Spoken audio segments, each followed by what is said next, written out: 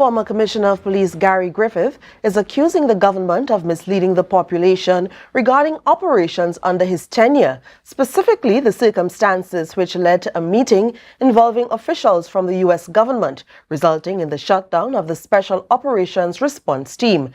Griffith claims that information recently shared by Minister of Foreign and CARICOM Affairs, Dr. Amery Browne, and the Minister of National Security, Fitzgerald Hinds, was false. Reporter Kandace Jackson has the details.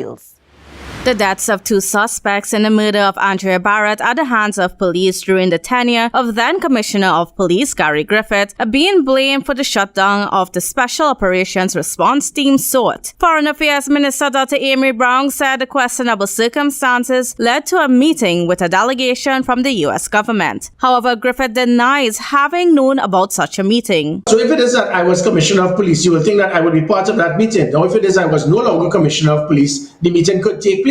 But as I said, the US would not call a meeting to shut down a unit because, say that they're not supporting a unit because of an incident that took place where the matter was still being investigated. According to Griffith, if the U.S. government was concerned about human rights violations, the Trinidad and Tobago Coast Guard, the Trinidad and Tobago prisons, and several other arms of national security would be facing similar criticisms based on the number of deaths which occurred under their watch. Because if they do that, why they didn't meet with Amery Browne to shut down all of the several other police units that have been involved in police killings? The only reason that meeting took place is because the PNM government pumped false information to the US, and the US unfortunately had to work with the lies because the PNM government wanted SORT shut down. One of the suspects in Barrett's murder was said to be fatally injured after falling off a chair in police custody. Despite criticism of the circumstances, Griffith stated that the nation is better off without them. 60 charges for all type of sexual misconduct, rape, sexual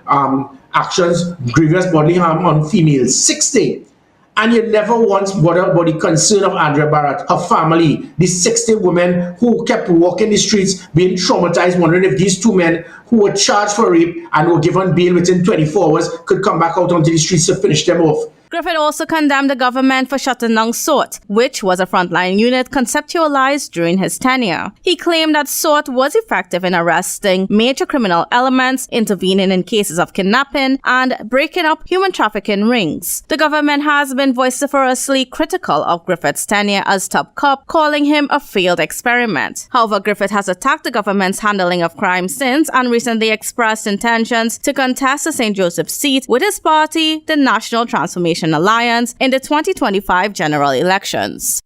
Kandace Jackson, Tobago Updates Television News.